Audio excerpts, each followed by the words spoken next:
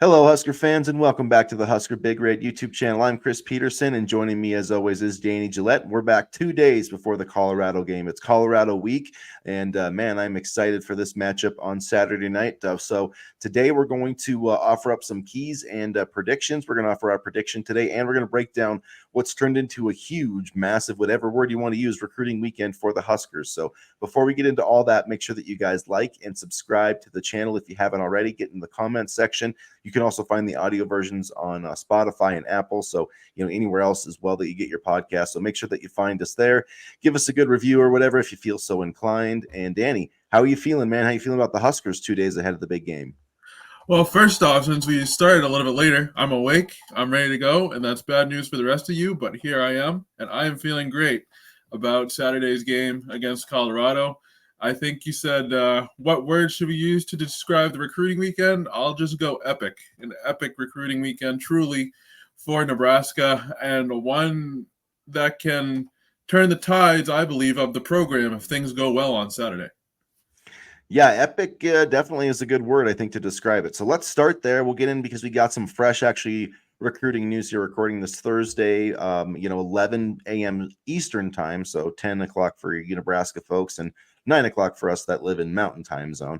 But anyways, like Jackson Cantwell, 5-star offensive tackle, probably the top guy on the board in the 2026 class. He's going to make it to this Colorado game for a visit as well. He just posted that on social media. So you've got Jackson Cantwell in the 2026 class. You've got Michael Clayton in the 2026 class, a bunch of other blue chippers in that class. And then in 2025, you've got Christian Jones, the number one ranked player in the state of Nebraska. Cortez Mills, a top 100 wide receiver committed to Oklahoma. Michael Terry, a 5-star wide receiver. And then Dawson Merritt, a top 100 linebacker committed to Alabama. So, this is one of the biggest in-season visit weekends that I can remember Nebraska having maybe ever.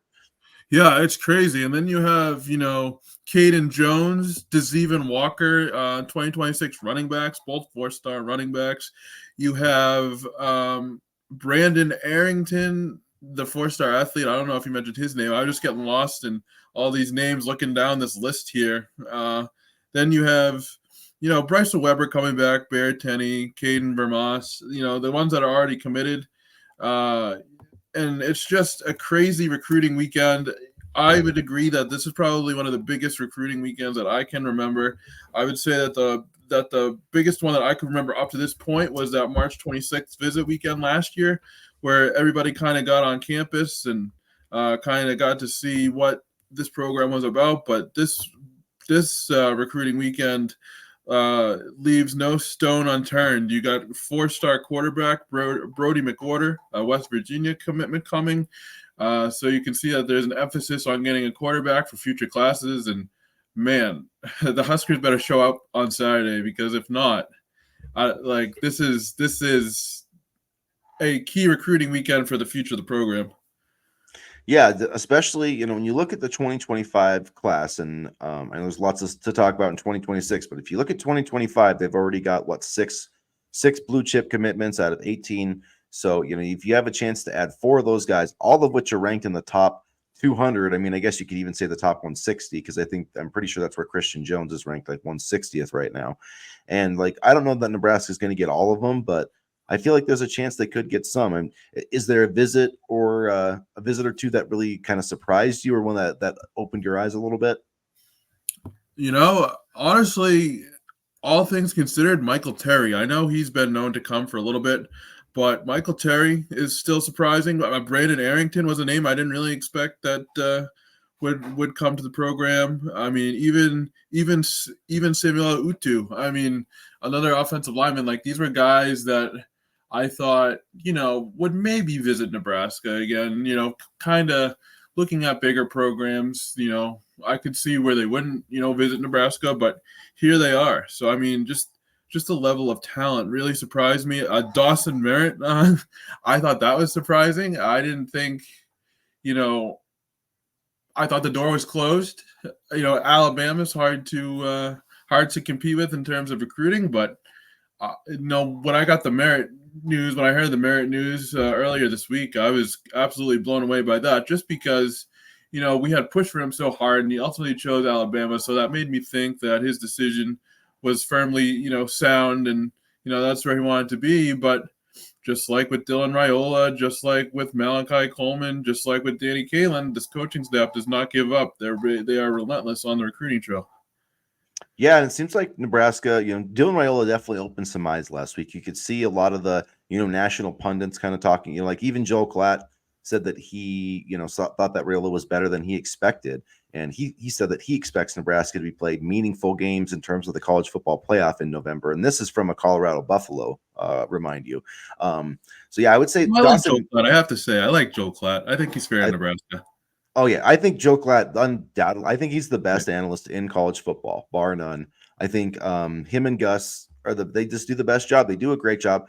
Now I will say, I'm sorry, but the network that you work for, I feel like they're run by the Antichrist because they put on these commercial breaks that are just long. It's like every week of the season they just add like 15 seconds, and then by the time you get to the college football playoff, which they don't actually aren't part of broadcasting, but like the Big Ten championship game, like the commercial breaks are like 5 minutes. Like they've made these college football games 4.5 to 5 hours, and like it's just a little obnoxious. It's so bad. But I can get a snack. Go to the bathroom, like walk my dog, come back, and the commercials will still be on. It's like, really? yeah, Come on. especially if you like after your team scores a touchdown, like you could drive to the gas station, get a soda pop, and come back because they're going to do that thing where they do the kickoff commercial. It's Yeah. like touchdown commercial, kickoff commercial. That's the worst. That's the worst. That is the absolute worst. So I can't say anything about Joe Klatt, just about Fox, but I do prefer Fox to ESPN, and I'll be watching Fox Big Noon Kickoff. Hopefully, though, you guys will be joining us because we'll have a little live chat on Saturday morning, Saturday at 9 Eastern, 8 Central Time. So if you want to talk Huskers, Buffalo, while you drink your morning beers, Nebraska fans, come join us. Or just any other college football, because there's some good Yeah. afternoon games on as well. Yeah, we got Texas and Michigan is Yep. the kind of the table setter. So, you can pass the time with that one. That should be a good one.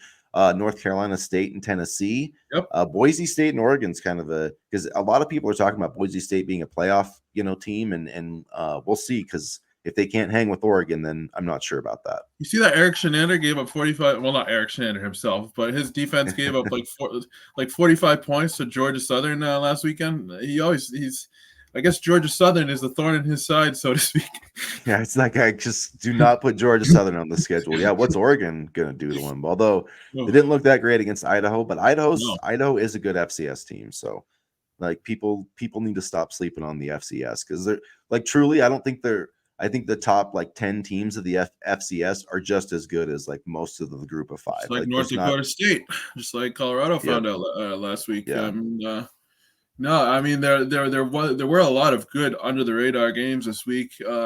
Not so much under the radar, but locally here, BC upsetting Florida State. I'm glad DJU. I can't pronounce his last name truly. So DJU needs to go on Indeed and maybe submit some applications because I don't know if that NFL dream is coming true. But I saw your boy Reed Harris make a couple plays Monday night, and it's just been a really good week of college football. Yeah, Florida State's in a tough spot, although I'm not sure that guy who said he would eat dog poop on camera, like what happened to that? Why would you say that? Like, why would you, you guaranteed your team was going to lose when you did that. Like that's not a smart thing. Anyway, I guess for this recruiting, I was surprised by Dawson Merritt because I knew that, Mills was coming. Michael Terry, Texas is pushing for that commitment. But the thing about Texas, they already have 2 5-star receivers committed in this class. They had a 5-star last year, a 5-star the year before. Like by the time Arch Manning takes this thing over, he's going to have the most star-studded receiving crew of all time. Not really, but it's going to be a pretty, in terms of recruiting rankings, every guy, like the 5th guy is going to be a 5-star. But that's if they can get Michael Terry, though, and we'll see. They haven't got him yet. Yeah. Well, it's like okay, if I'm Michael Terry, it's kind of like the Dylan Raiola situation. Do I want to be the 3rd best quarterback on a depth chart that already includes, 2 really good quarterbacks and Carson Beck? And do I want to wait or do I want to play immediately? And I think Michael Terry's kind of fallen into that same trap with Texas, given their receiver recruiting, as you just mentioned. And yeah, we'll see. I mean, Sark is probably smart enough to, say, hey, we can play running back too, or whatever, the Debo Samuel thing, like the Huskers kind of have said. But yeah, so out of those 2025 guys, those 4 guys that are visiting, who do you think Nebraska is actually going to get like signed in this 2024 Ooh. class or 2025 class? Excuse me. Who do I think Nebraska is going to get signed in 2025? That's a good question.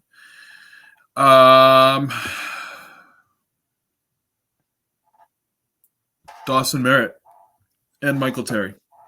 Also, I Michael truly Terry. think I'm feeling pretty good, honestly, about Merritt because I feel like he's spoken highly of Nebraska. His father likes Nebraska, and that's always a big thing when the parents love Nebraska. So I truly believe we're going to be able to flip Dawson Merritt, and he's a guy that I'm going to be watching because if you're already committed to Alabama, but you're coming back, to watch a game and see what it's like, I think we're still very much in play for Dawson Merritt. Yeah, I agree with that. I think Christian Jones. I think they're gonna. I feel like they're gonna lock up Christian Jones this weekend. With this, I feel like if they play well, and it's a great atmosphere. I feel like he's been looking for a reason to commit to Nebraska, and I think like they're gonna give that to him now that Raiola and everybody's the whole thing's kind of rolling. And then I think they're going to miss on Michael Terry, but I'm going to say Yeah. they'll flip Cortez Mills because he's going to see Dylan Raiola slinging the ball and looking like, the next Patrick Mahomes. And, I'm not saying Oklahoma doesn't have a good quarterback room, but he's definitely looking around because I don't think Nebraska, it might not be the only place that he visits after this. And I just feel like, they had a good relationship. Matt Rule loves him. Matt Rule loves this kid. I think he compared him to Devonta Smith, or the Alabama receiver won the Heisman Trophy. So I mean, Yep. like that's what Nebraska thinks about this guy. So yeah, I would sign. And then honestly, if I had a choice between Terry and Cortez Mills, like I don't care about the ranking. It would be very tough for me to pass Cortez Mills for anybody. That's how dynamic I think he is. So I'm going to go with those two guys, but I definitely think there's a chance with Dawson Merritt, Michael Terry too. They could go 4 for 4. That's not impossible. That'd be unlike anything I've ever really seen with Nebraska football recruiting, but you never know when the 1890 initiatives got it rolling. And so anything seems possible right now. It's amazing what happens when Trev goes, but no. So okay, I pose this question to you: which of the quarterbacks that are visiting, off the top of my head, TJ Latif is committed. Brody McWhorter is going to be there. Michael Clayton. Which do you think we can make the biggest impression on? Let's just say Latif aside because he's committed. Brody McWhorter, Michael Clayton. Do you think we make any inroads with them this weekend? Yeah, I think so. It's and Dayton Raiola is going to be visiting as well, and that's kind of the interesting thing. But I would say hopefully they can make some inroads with Michael Clayton. That's my hope. I feel like they're a finalist there. The other kid I think they have a good shot with too. I mean, because he's committed somewhere else and taken a visit. West Um, Virginia. Yeah, right. But yeah, I still feel like there's a good chance that Nebraska gets Dayton Raiola in this class, but I don't know. I feel like they're kind of, slow playing him and seeing how some other guys, develop and seeing how he kind of develops. But I still feel like there's a possibility of that. But Yeah. I definitely can see them moving, like Michael Clayton has in their top 8 right now. I could see them being in the top 4 by the end of the weekend. Yeah, no, I agree, and I think it's smart to slow play with Dayton Raiola. I know it would be the easiest thing to say, okay, let's get Dayton Raiola here, but I think it's also very easy for a lot of people to lump him in with his brother and assume he's going to be good right off the bat and be just like his brother. And I think it's wise for them to just kind of sit back, watch how he plays, and kind of let him create his own path, if you know what I mean. Yeah, for sure. But it'll be interesting. I think he's played pretty well so far, down there for Buford. And Yeah. it's so interesting with the way that quarterback recruiting works. It's so accelerated. He's just a junior. He's just getting a chance to start for the first time. But yeah, I still think there's a strong chance. At least Nebraska can get him as kind of the floor of their quarterback recruiting room. I don't think that would be a bad thing. So.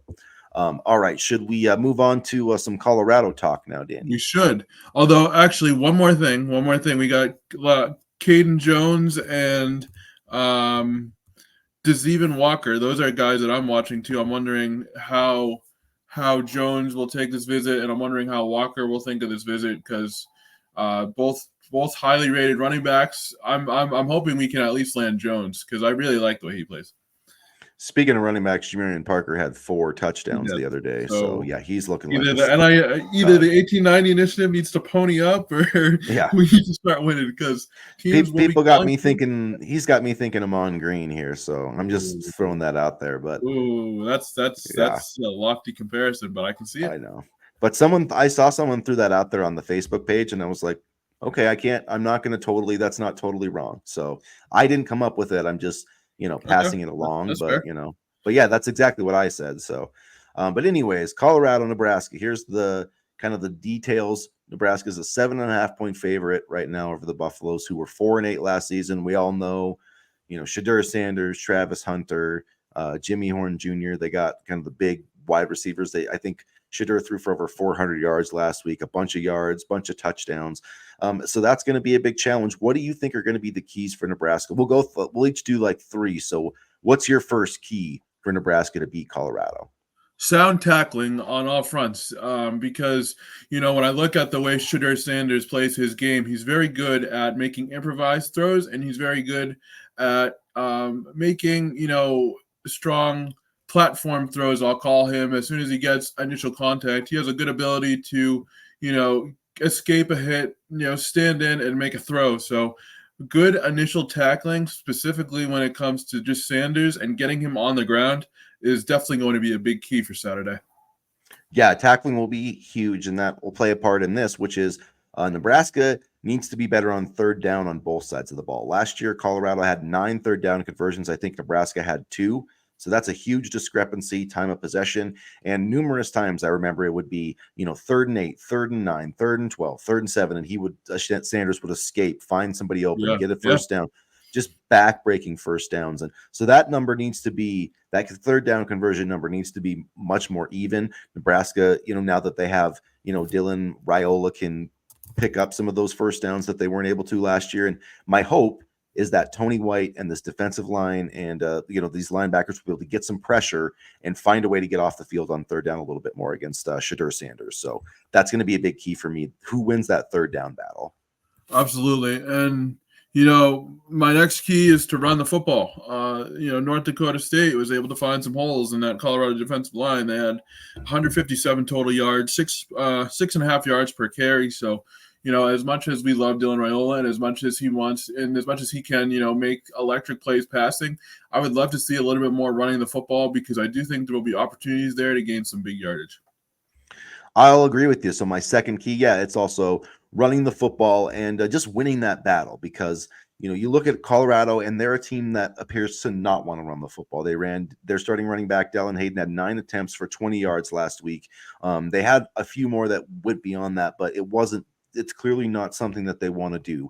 And against the Nebraska defensive front, Nash Hutmaker, Ty Robinson, Jamari Butler, those linebackers, I don't think Colorado's going to be able to run the football at all. And so that's going to be a benefit for our team. And let's part of what we can do. And one thing they did last week, Nebraska had almost 2 times as many plays as UTEP. I think it was like 80 to 40 something. I know it was, I don't know the specific number, it was somewhere along those lines. And I'm like, that would be a great recipe for Saturday. Run the football. Their defensive line, I don't think is great. I think our offensive line is better. It has the advantage in that matchup.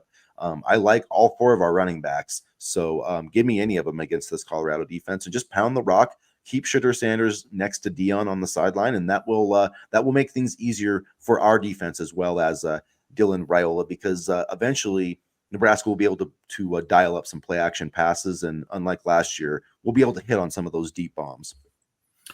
I guess my third key, and this is easier said than done, but worry about the supporting cast. Do not worry about Travis and Jimmy Horn, because they're going to get theirs. It's going to be about stopping the rest of the Colorado team, and that's not to say give up on Jimmy and Travis. That's just to say, don't focus so much on them that you miss out on everybody else, because that's when you can really get into trouble. Like I said, Jimmy and Travis are going to get their stats. They are dynamic athletes. They're very difficult to stop. So, as long as you can kind of limit the big plays, but completely shut down the rest of the offense, then I think that's probably the most important thing. Yeah, I definitely can agree with that sentiment. Michigan, when they played Marvin Harrison Jr., like he got good numbers. You're not going to stop that guy. You're not going to stop, Hunter, but you can put Tommy Hill on him. And I would honestly, I wouldn't give Tommy Hill that much help. I'd say, all right, Tommy, here's your chance. Go prove you're a Yep. first round pick. Now I don't. Now I still want deep safety help. I don't want to give him Yeah. 50-yard Yeah. touchdowns, but Yeah. Tommy Hill's a dude too. So go prove it. But my third key is going to be simply play a clean game. Take care of the football. Let's not have any snap exchange issues. Let's not have any missed 30-yard field goals. No turnovers. Now that might not be realistic, but if Nebraska turns the football over one time on Saturday, I'm pretty confident that they're going to win this game, like one time or less. So if they can execute that and not have punt returns allowed or a bunch of blocked punt on special teams, they can avoid the special teams gaff and have one turnover or less, they will win this game on Saturday. I guess that's a good point. No stupid turnovers, no block punts, no fumbled snaps, no, I don't know. The stuff that usually bites us in the bites An us in the interception rear. and an interception or something like that. I mean, those are gonna happen. Just don't throw a pick six like I did against Colorado, but I did redeem. But I picked six Shedeur twice, so it's okay. I guess don't have any turnovers that can affect the game without the play even happening. I guess make the turnovers if you're going to have them happen as a result of a play, not a botch snap or a fumble on the exchange or things like that. Because we saw that way too much last year. It came back to bite us in the Colorado game, and that can't happen again. Yeah, it was like, we would put together a great drive down to like the 30 and then, fumble the snap and turn the ball over. I mean, that happened like 2 or 3 times. And then, by the time Jeff Sims threw I don't know how many interceptions he threw, but he threw, I know we were driving and then he threw another interception and it was just like, come on, man. So I know Colorado put up 36 points on our defense last year. And I mean, yeah, they kind of shredded us in the second half, but those guys were absolutely gassed. You do have to remember there is that elevation difference. I mean, I'm not making excuses, but I'm just explaining what happened. Like Nebraska's defensive line had nothing. I mean, they were on the field for almost the entire game. So if Nebraska can run the football, if they can convert some third downs and just not put their defense in like the worst position possible over and over and over again, I feel like they're the better team. And last year, I just think the discrepancy at quarterback was so big. It was like the Grand Canyon. Okay. And it was so hard to overcome that it was just too much. And especially because Nebraska played really poorly too. So this year with Dylan Raiola, I don't think that gap, I don't think it's even there. I know that Shedeur Sanders has more experience, but I wouldn't trade Dylan for him straight up right now. I would trade Jeff Sims for Sanders, but Dylan, no.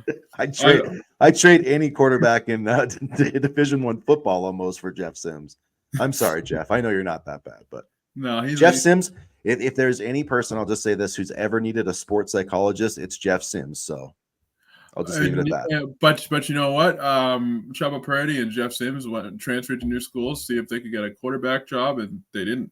So yeah, Chubb, I still think can't stay healthy. I heard he had battling injury issues, and then Jeff Sims lost out to Sam Levitt, the guy from Michigan State, right at Arizona State. We were interested in at one point. We contacted Levitt at the beginning of December, but God, I'm just so happy with the way that worked out because I mean, Kyle McCord had a good game. Like I think Kyle McCord would have been good for a year, but my Dylan Raiola is going to change this program. Like you just can't overstate it when you get somebody like that. I mean, that's just like in sports, that's just how it happened. Like the Golden State Warriors got Steph Curry, changed their franchise. Like, you know what I mean? The San Antonio Spurs, they got Tim Duncan, like that one pick, Michael Jordan. And I know I'm not saying like I'm trying to put lofty expectations on Dylan Raiola here, but that's the kind of player that he is. When you get somebody like that, like you just can't overstate the impact that it will have eventually. And that's the kind of impact he's going to have on this team, like Tommy Frazier, Eric Crouch, from the college football perspective. But that's what the kind of quarterback I think he's going to be, except he's a passing quarterback, which we've never had before. Yeah. I'm trying to think. I don't think we've ever had a passing quarterback. And, I mean, not at that level. We've had, Zach Taylor was like Big 12 Offensive Player of the Year. So like, But Taylor Martinez he did it with his legs. He made a lot of great plays with his arm. Like he could throw better than say like, Eric Crouch or Scott Frost. They really did not throw unless they absolutely have to. Although Scott did engineer the Miracle at Missouri drive. I'll never forget that game, and no timeouts left, barely over a minute. and he took a triple option offense down like 70 yards to keep the national title hopes alive. So anyway, He but yeah, definitely deserves his flowers. I know people like to clown on him for his recent tenure with I Nebraska, know. but he But we would definitely not have deserves won flowers. that national title without his play, and I don't know if we would have won it without the way he campaigned for Tom Osborne after that. So I mean, Yeah. yeah, I don't know. Scott Frost has always had that conflicted, went to Stanford. He's always had that conflicted relationship with Nebraska, and it's always going to be that way. But that's life. It doesn't have to be perfect. The It's not. spotlight got too big for him as a coach, and I hope he finds success with the Rams. But anyway, that has nothing to do with Nebraska and Colorado. Yeah, we get on some weird rabbit holes, man. I don't know Yeah. where we. It's Yeah, Patriots or Scott Frost or at any rate. you never know what But you're going to get here. yeah, you never know it'll be somewhat Nebraska related, like really loosely, but it will be connected. So all right, you guys. So we got your score line, as we said, 7.5 points for Mhm. Nebraska. And we don't really care that much about the the No. odds per se. But Danny, what is your prediction here? We'll make some more. We'll talk some more stuff on Saturday, but we're gonna make our final predictions here on Thursday. Nebraska 42, Colorado 34. This is a game where defense is going to be completely thrown out the window. Nice. I agree that both teams are going to have a tough time stopping each other, but I'm going to go 34-24 Nebraska. And I think that that running game, they're going to use that running game. They're going to make this is going to feel like an NFL game where you're going to look up at halftime and then each team's only possessed. It's only been like 4 or 5 possessions and, few long drives at Dylan Raiola, a couple of Gabe Urban touchdown runs. Like I loved that. I absolutely loved bringing him in and like give me more of that, 22 personnel Mhm. power I formation, just run it down their throat all day. And Gabe Urban last year, like for as much as maligned as he's been, he had 14 carries for 71 yards against these dudes. So even last year, without a quarterback, and an offensive line that was, I think this year it's better. He still Yeah. found success against these dudes. So I'm excited for. I think all 4 running backs. I have confidence in each. I think any one of them could run for 100 yards against these guys. I really do if they got enough carries. And I think the lack of depth that Colorado has right now will show its head about the fourth quarter or so. Yeah, and I mean, Nebraska, I think, is better, in the defense, the better in the trenches. They have the better defensive line. I would say quarterback's a push. I think we have the better head coach. So, if you look at those, I think generally those are the 3 factors that probably decide most football games: the quarterback play, the defensive line play, one way or another, and the head coach. And I think we are at least equal or have the advantage in all 3 of those categories. So. But Yeah. that doesn't mean it's going to play out that way on Saturday because we've had that on Yes, paper we have. advantage a Yes, we lot. have. So that's the thing about sports is it never quite goes the way you think it is. So or think it's going to go, I should say. But Mhm. so what made you? Because I remember when we did our season predictions, you predicted that Colorado would beat Nebraska. So what made you change your mind? Have you seen something in the first week of the season or since then that really made you believe in this team? Is it just Dylan Raiola or? Yeah, actually seeing Dylan Raiola play, because we knew he was going to be good, and would there be Yeah. any freshman hiccups, and would he be nervous the first game? Would he blah blah blah and this that and the other thing? No, not at all. He looked ready to go. He is ready to go for this one, and also honestly, Dylan Raiola and the play of the offensive line, I was really encouraged by what they were able to do Saturday, and so I think those 2 things in particular really kind of flipped the switch for me, so to speak, changed my tune. Yeah, I agree with you. I thought it was going to be close, but I believe Nebraska is going to cover the spread in this one. Lincoln Memorial Stadium is going to be rocking, and Oh yeah. this might be the last regular season matchup between these 2 teams in a very, very, very long time, maybe ever. So we have to get the bragging rights. We've lost the last 3. We just need to win a game like this at the end of the day, and I think we are finally going to take a positive step forward in that direction on Saturday. So get ready for it, you guys, because Saturday night hopefully is going to be fun. We'll be back on Saturday morning, 9 a.m. Central or 9 a.m. Eastern time. Good Lord, 8 a.m. Central time. We'll have the live stream. So if you want to come join us for that, talk some Husker football, we'll be here on Saturday. So and if not, please still make sure you like and subscribe. And as always, go Big Red. Go Big Red.